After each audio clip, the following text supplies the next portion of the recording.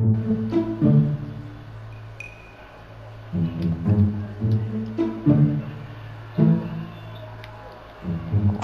fucking god, bro. Why does that shit go all the way up and down? Oh my god. That shit went all the way up and down. Alright, what's good, y'all? Back with another video, but this is gonna be a different type of video again. Alright, now, like I've been saying in my previous videos, I'm not playing Park.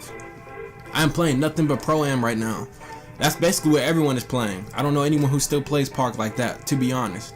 But like the title says, I'm gonna be showing you the best, well, I would say the 3 most dominant builds at the point guard position in Pro-Am, or just the ball dominant positions. Now, I've played almost about 300 games of Pro-Am total with the walk-on and team. So trust me, I know what I'm talking about. I know the ins and outs. And I think I'm gonna make this a little bit of a series where I'm just going through each position and telling y'all what's the best positions or builds to make for your team, depending on what you're trying to look to do, and just all around on the floor. So number 1, I'm gonna go ahead and say the most overhyped build on the game, the playmaking shot creator. Now, I say overhyped not because the build isn't good, because I have one and the build is nice. Like y'all seen my first video was a mixtape and me going crazy with that guy. The build is nice. I'm just saying overhyped because that's what everyone made, knowing half of the 2K community doesn't fit this build. But in Pro-Am, as a point guard, this build is OP and it's amazing. Especially if you're one of those teams that runs like 4 out, 5 out with a pick and roll, or with a pick and roll, or you just go ahead and make everybody stand around the 3-point line and ISO your man the whole time. It's a buck.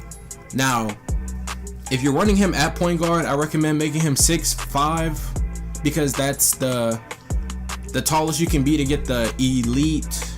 What is it, like elite 4, or the highest level of dribbling, above 90 ball control. But for the badges, you get Ankle Breaker Hall of Fame, Tireless Scorer Hall of Fame, and Difficult Shots Hall of Fame. All the passing badges are nice. It's really good. It's a really good build. Y'all have seen it before. If it was me, I would make my dude 6'5", 190. I know a lot of people make him like 180 or something. I wouldn't do that because most of the time you want to be in these ISO situations if you're running this build at the point guard. So you need to be able to have some weight on you if you're going to be taking your man one-on-one all the time. But like I said, this build is amazing. Don't touch the wingspan. Of course, max out your shoulder width. I'll have all this playing in the background while I'm like talking about the build.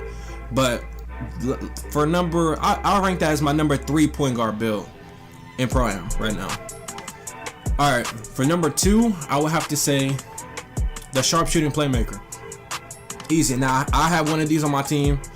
My nigga Mikhail runs the point with the sharpshooting playmaker, and that build is nice. That build is really nice. Now, I made a video a while back on that build. It comes with basically all your primary badges are all playmaking badges. They all go gold, and then all your secondary ones are shooting, like catch and shoot, corner specialist, D-range, dead iron. What else do you get? I know you get defensive stopper, bronze. You get a lot of stuff. It's a nice build. I already made a video on how to do it. I'll have it playing in the background as well. But like I said, for that one, I will also go 6'5", 190. I wouldn't go anything shorter than. You could also go 6'6". I've seen Jo do it.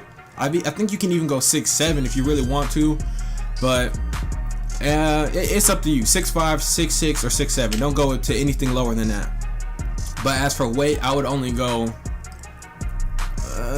200. I don't know about that. I'd probably just go to about 190. Like I said, don't touch the wingspan on any build you make, because if you do, I mean, they say it's good for defense, but why would you want to shoot better contested than open? Because the goal is not to shoot contested. So I don't know. It's a great ball handler build. It's great for pick and roll. I usually set a lot of screens for Mikhail when he comes around off my picks, and then he pops and pulls up for 3. That build even gets pick and popper, so we kind of play off each other for the guards on our team. It's a really nice build, and I would say that's my number 2 point guard build in Pro-Am right now. Now, last but not least, This build really isn't a point guard, but it is just so damn OP, bruh. We played a guy. Well, first off, the build is the 6'10 pure point forward. Now we played a guy in Pro-Am. He dropped 46 on us. Nobody could stop him. 6'10 pure point forward. This build is this might be the most OP Pro-Am build in the game. Besides my build. My build was nice. I had a 50 piece. I had lost the damn film though. But anyways, 6'10 pure point forward. All of your key badges are playmaking badges, the same ones as last year, but all Hall of Fame. Oh, except for ankle breaker. That one only goes to gold, I believe. But you get ankle breaker, pick and roll maestro, flashy passer, lob city passer, and I'm missing something. Was it ankle breaker? I don't know. Whatever. But this build is OP. I think I even watched a video. Somebody said this build gets defensive stopper on silver. I know you get chase down artist, you get defensive stopper. When you come off of screens, this is why it's so OP. When you come off of screens, if you know how to time your shot, you can green just about everything. Because that Hall of Fame pick and roll maestro boost, when you come off of screens, bro, and you pull it, it's like automatic. That shit is ridiculous, bro. Like when I tell you, so my player is only 200 pounds, so I'm guessing the guy I was guarding was 6'10. He had to be like 240. Every time I D'd up tight, he pushed his way forward. If I backed off of him, he would shoot it in my face. So we switched my our small forward Kyron on him, because Kyron's a 6'8", 230, something like that. He was even blowing past him. The dude was just so damn, it was ridiculous. He was getting every animation. It was like he was part slasher. Like, if you want to, honestly, I think the pure point forward is the most OP build on Pro-Am period. Especially if you're just using it as a primary ball handler and it's running the offense. It's easily the best build if you know how to use it right. But if you don't, it's not all that, because it's not for everybody. It's not for everybody. Now, some honorable mentions for builds, I would have to say Jail's 6'4" slashing shot creator. That build is pretty nice. It's like a prime Dwayne Wade build. You guys should check out his channel, Jail the Don. Or Tyceno's 6'3" pure shot creator. That build is pretty decent because it can also speed boost. You get all your primary shot creator badges, Hall of Fame. He's like 6'3" though. I mean, his 3 is decent. It's like a 76, something like that. It's pretty nice. It's pretty nice. But the only thing is you're small, so I wouldn't run that in Pro-Am. That's just me. But I watched the video. His team runs pretty nice, so you're in like Elite 4, so it works for him. But JO's 6'4" build, it's nice. The only thing about that one, like he said, was you gotta grind to 97 just to get the speed boosting attribute. So I don't know. I wouldn't grind that hard to get it, but hey, if you're gonna make that your primary player, that's pretty good too in Pro-Am. But that's it. That's the, what's that? I gave you 5, so I would say that's the 5 best ball handling or point guard builds in Pro-Am right now, or just in the game period.